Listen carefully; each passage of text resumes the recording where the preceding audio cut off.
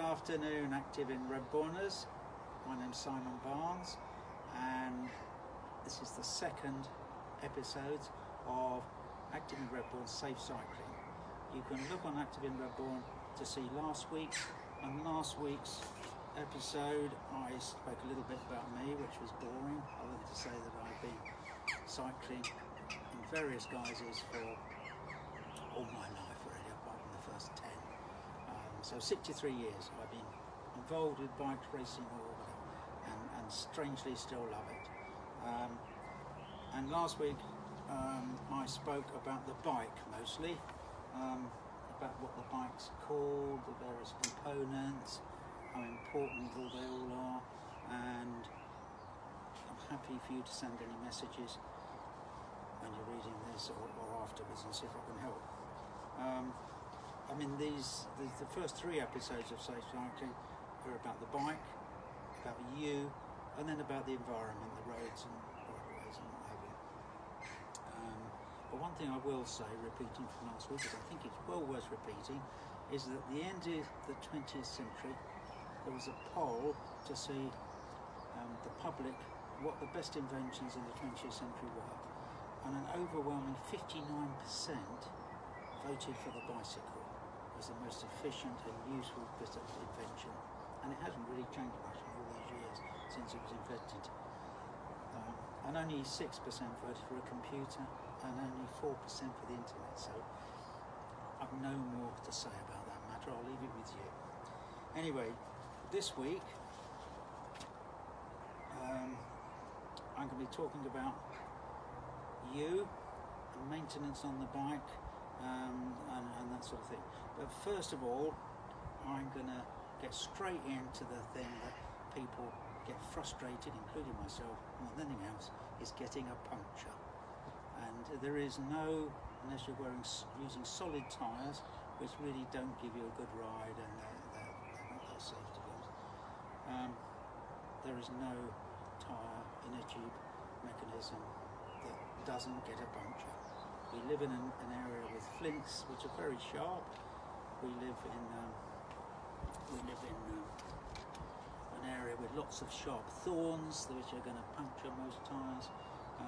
As I said last week, you can help by just, before you start going out, when you get back, just quickly look at your tyre and see if there's any little flints or any little tack or maybe a thorn, and get them out and just put a little blob of super glue in the hole.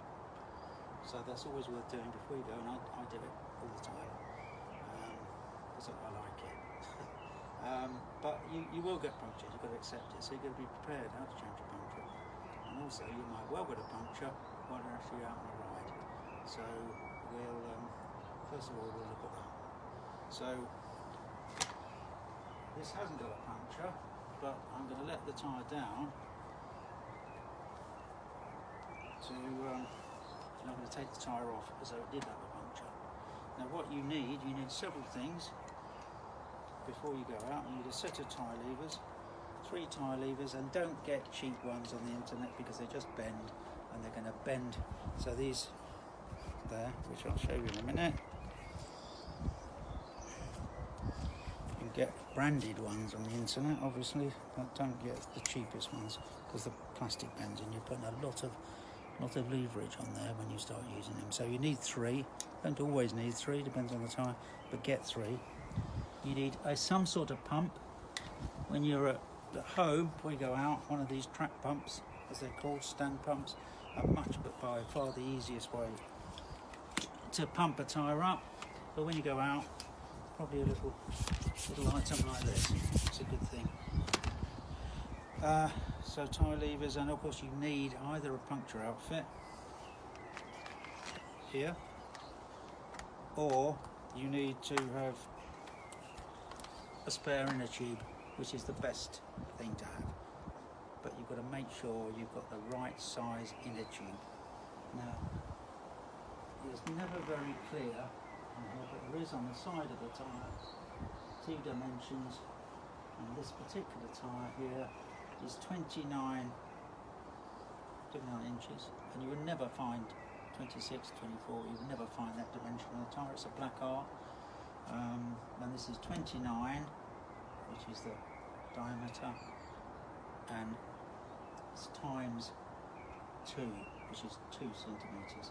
And once again, that's probably not anything you can measure either, but it's a relative distance. So you want to make sure you get the right inner tube and also the right valve. So this is called a Schrader valve there,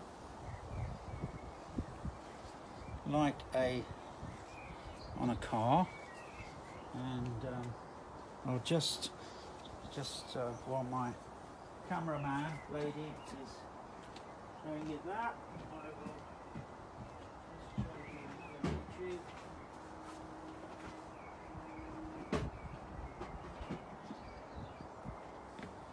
This is one I prepared earlier.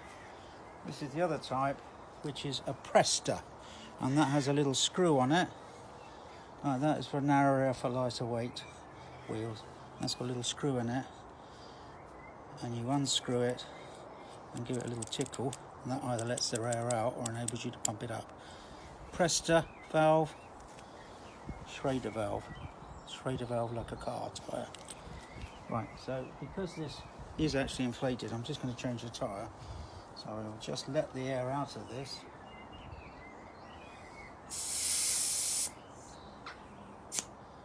And then we'll, with a good bit of imagination, you can pretend I've got a puncture. How are you doing that? I'm just using the end of a tie lever there. So you can hear that noise? And that's the tyre parting company with the rim, parting company with the wheel. So we'll do that in a minute. Right, so this could be in a country lane, so although you might have quite a soggy tyre, it might not be fully deflated because it might be a slower puncture. So it is useful to know how to do this, because you won't get the tyre off easily if it's still got air in it. Right, so we'll do the back tyre, because the back tyre is always the worst, most difficult one to repair. So put it in your smallest cog. Because I've let the tyre down. So put this in your smallest cog.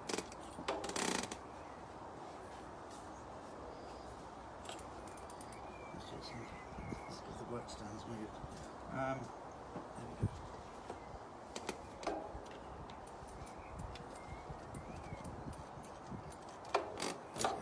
So this is on its smallest cog now. And then you can remember when you put the wheel back what cog it was on. And you can do that just by flicking the lever there, and then you know it's on the smallest cog. Right, now this is a quick release lever that we talked about last week. If you could come around this side please, to show. This is a quick release lever, and you just pull that lever back like that, and then it loosens it off, and it's starting to drop out already. So what you have to do here, you need to come around to photograph here. You need to release it from of pushing the gear mechanism over like that.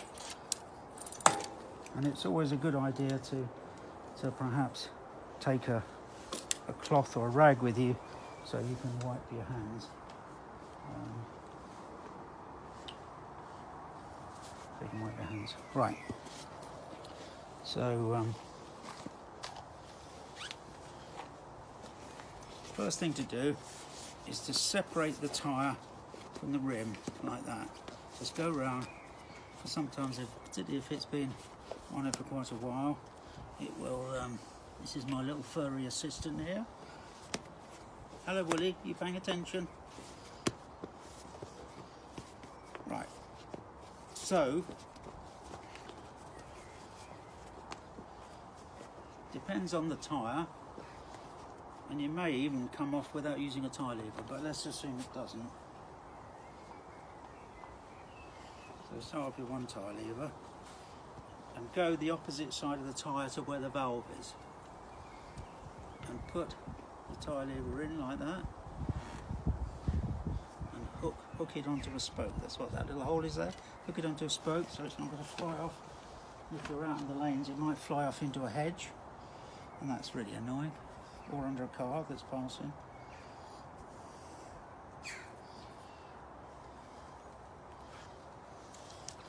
So then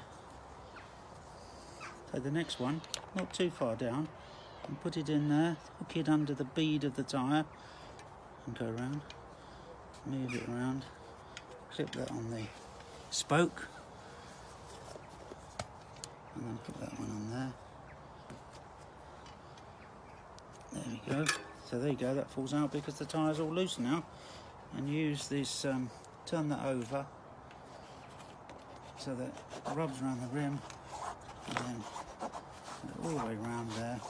Now I'm actually here going to put a new tyre on. Put it somewhere, I can't see where I put it. Oh, there it is. Right, so I'm going to take this tyre off completely because it needs a new tyre on it. So you take the tyre off, and the first thing that I should have mentioned first of all, but is to look to see where it might have punctured. So look round the tyre to see if there's a thorn sticking out, or a nail, or a flint.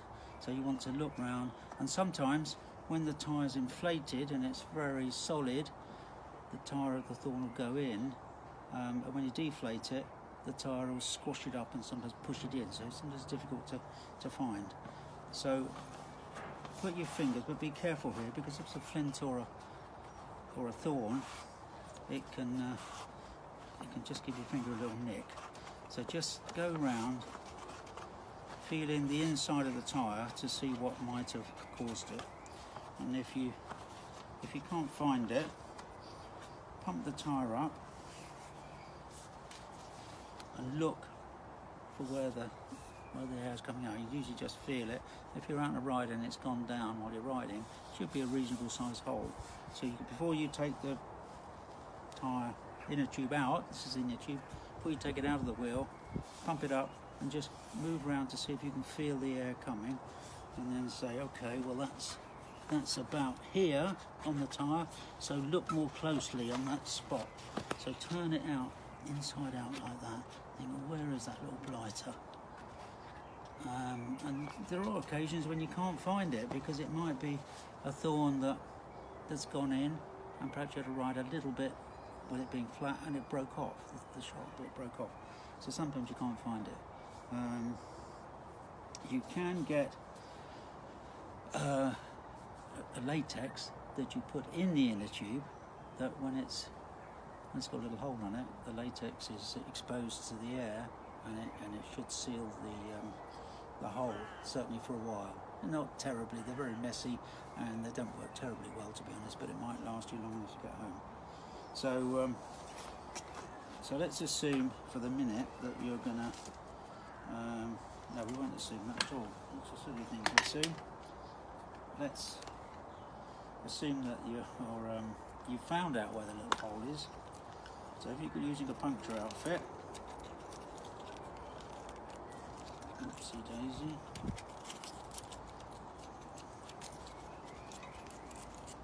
you have to make sure that bit where you're going to put if you know where the hole is, you can see where it is, mark it with this, usually come with a little yellow thing, so you know where it is. Sure. Can't see that very well. Just mark it so you don't forget where it is.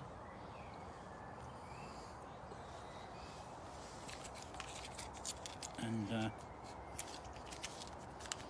actually this puncture outfit hasn't got one in. Just hang on there, talk amongst yourself for a minute.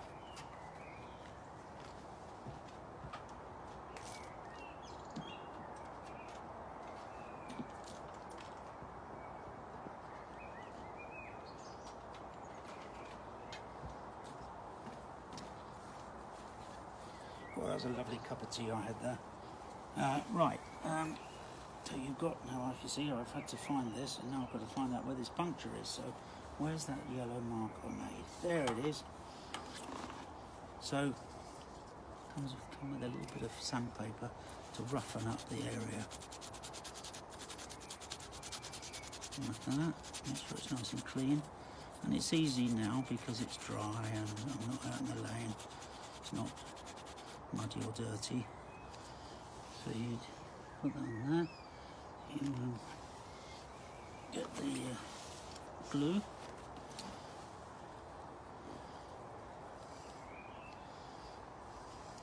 Now obviously I'll do this much more efficiently, but I'm showing you that you can still do it when you're clumsy and forgetful like me. So you put some little glue there, not too much, and you just rub it around with your finger, not too much, and you have to wait till that's dry. This doesn't take long. So while we're waiting for that to dry, there is another alternative which are pretty good, are these self-sealing patch kits that you can get. That if I can get it open. And these have the glue already on them. And you just pull these off, the self-adhesive, and put it over the hole. Now that's fine, but you do have to make sure that they're really stuck on well. So you hold them like that and make sure it's not dry or dirty. But they, even if they don't last for more than you ride home, they're probably an easy way. So that's almost dry now. So we'll get a little patch here. Meanwhile, it's a lovely day. You can have your drink and look at the wildflowers and the hedgerow, listen to the birds, and still enjoy your outing. So you put the glue on there in the middle, and you get this there, this patch, a little bit of paper on it, and then you put that over there, and you push it with your nail right to the edge, so you know that that's going to be stuck on and it's not going to let any air out.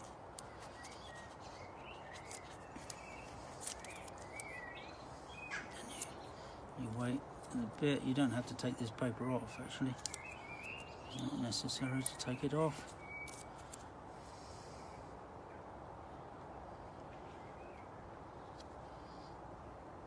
It's quite strongly stuck on there, so it's not necessary to take it off. So then that's stuck on there. In fact, I'll show you, I did mend this inner tube about 3 weeks ago. And there I still left a bit of paper on it, and I pumped it up and it's still up. It's much easier just to change the inner tube, I have to say, because they aren't always ideal conditions, but that bit of paper, you can see how well stuck on it is, so that's why you don't want to be pulling the patch off in the interim period. So that's one I did earlier, and that's been up for 3 weeks, no problem. So the old methods do work. Anyway, so we mended the puncture. Now on this occasion, you're at home and you wanted to change the tyre. So you need to take the inner tube out first. So put the inner tube there. Take the tyre off completely. So we'll pretend that tyre is no good anymore.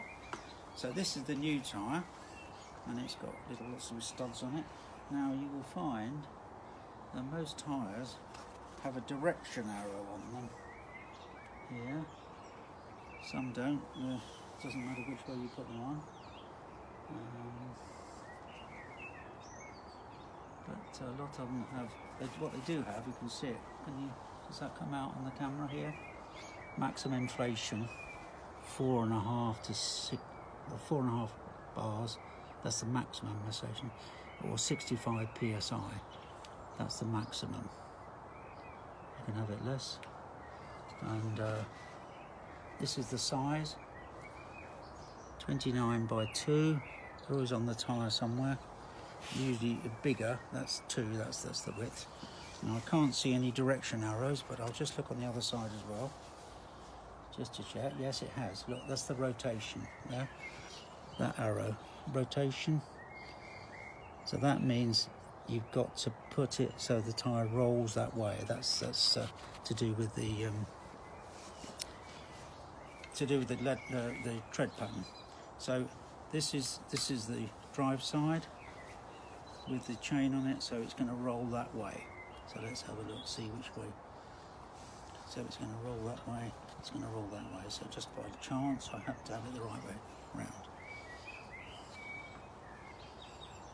The tread patterns are designed like that, so you've got more grip on the back, or it works better with steering. So you should be able to get this tyre on the first side 20 minutes. Yeah, the first side you should be able to get this on without any trouble, without tie levers. So when you're putting your tyre in, pull the tyre back there to put the valve in. There's a hole in the rim where the valve goes through, so you put the valve in there, like that. And this is gonna, that's it. Then put the tyre over it like that. And then tuck the inner tube into the tyre and roll the tyre around as you're tucking it in, like that. Now it's fitting nicely in there. Right, until you come round to where the valve is. And what you want to do with the valve is to get around, push the valve up a bit into the tyre and make sure that that's tucked in, and then pull the valve down if you can a bit, so because it's wider there where the valve is on the inner tube, and you want to make sure the tyre tucks in under there. So that's tucked in pretty well there. So then work your way round like that. And it's eager to, doesn't really want to be stuck in that tyre, it wants to come out and play. It can't, it's got to stay in there. So make sure that's tucked right in. Now this is, I'm glad this happened, because it's certainly with a new tyre, if you take the tyre off, it very often decides to come off the other side. And that was round by the valve. So make sure that's there.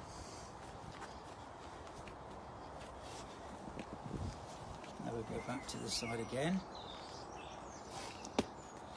And new tyres also tend to be a bit slippery because it's shiny, so just ease it round here.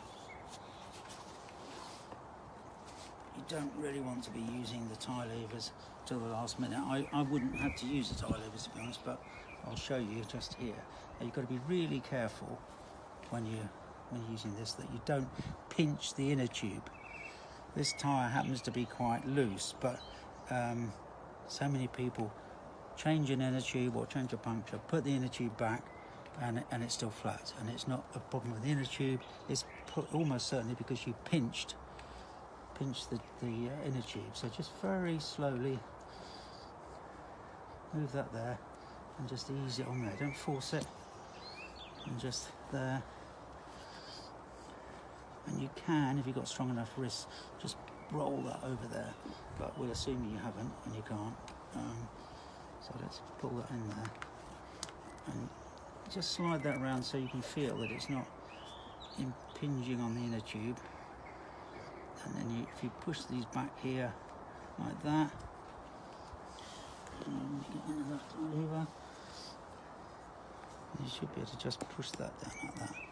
Now, this was a particularly easy tyre to do, I must say, but so when you've done that, just go around the tyre, pushing the inner tube into the middle, because the inside of the rim is concave, so it's a smaller circumference in the middle of the tyre, and when we pump it up, it's going to hear it clicking there. So that's just to make sure it's all bedding in correctly, and it's not, the inner tube's not going to suddenly poke out. Right, so that seems to be all right. So for reasons of speed, I'll use this stand pump to pump it up.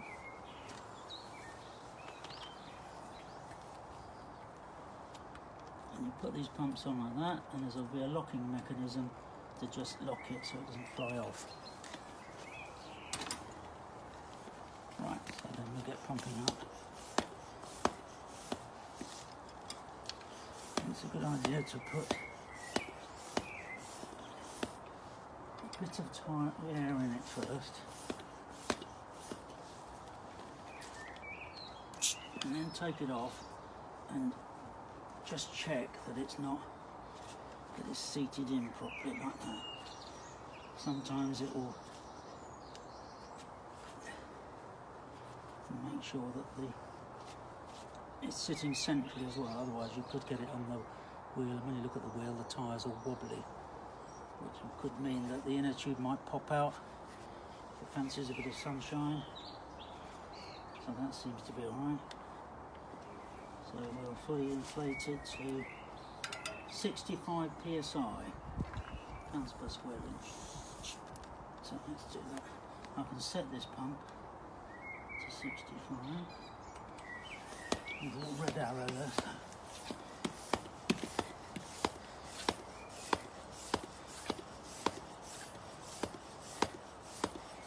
But I won't, because it's going to take a bit of time. Don't want it to drag on a bit. So we've got this tyre on. So now we want to get it back on the bike. So we offer it up to the back here. Pull the gear mechanism back and put the chain on the smallest sprocket, so we know which sprocket it's on. If you just take it out in whatever gear you had it in when you had it stopped, then you won't know which gear it was, and it's a bit messy. So it's in the smallest sprocket. So you push the wheel up.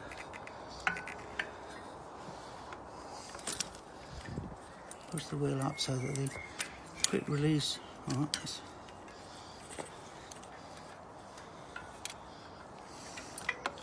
I wouldn't normally do it on the work stand. Right, so it's in the small sprocket, like so.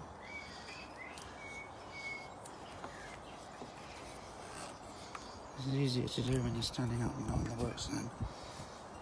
And that's my excuse anyway. Right, so there we go. And you've got to get the disc brake sitting in there. And we push this up into that little slot. Now if you've got the weight of the bike, so if we could do the camera around here, around the other side, this side. So we have that lever again that I was talking about that we undid, and you just push that lever back, and I'll move it around a little bit more. You push that lever back, there we go. Ooh.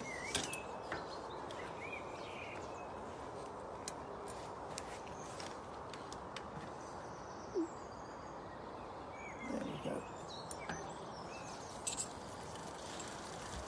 Job done.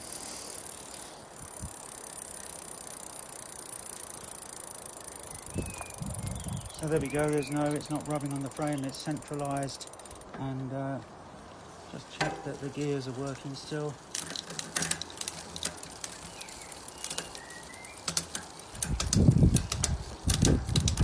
When you're out on the road, although it's not really an advisable thing to do, but when you're out on the road, it's very often as well to turn the bike upside down, sitting on the saddle and the handlebars, but I wouldn't advise it, or to get your friendly cycling friend to hold your bike up while you're doing it. So that's showing you how to mend a puncture. The other thing I'll touch on today is about helmet. Now it really isn't worth getting a cheap helmet. Most reasonable helmets, certainly manufacturers, have a European standard, which you'll find on the label here. But if you get a cheaper helmet, if it's got that label, although there are a lot of Chinese replicas that replicate the label, and there's been some things on Watchdog about it, so I'd be very, very careful of buying from an unknown retailer or internet, or go to your local shop. And the more you pay, the better they make, the better it will fit, the more comfortable it will be.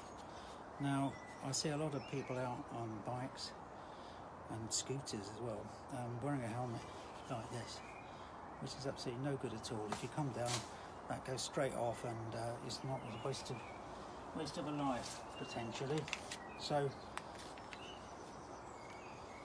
make sure it fits properly. Most helmets now have some sort of adjusting device at the back.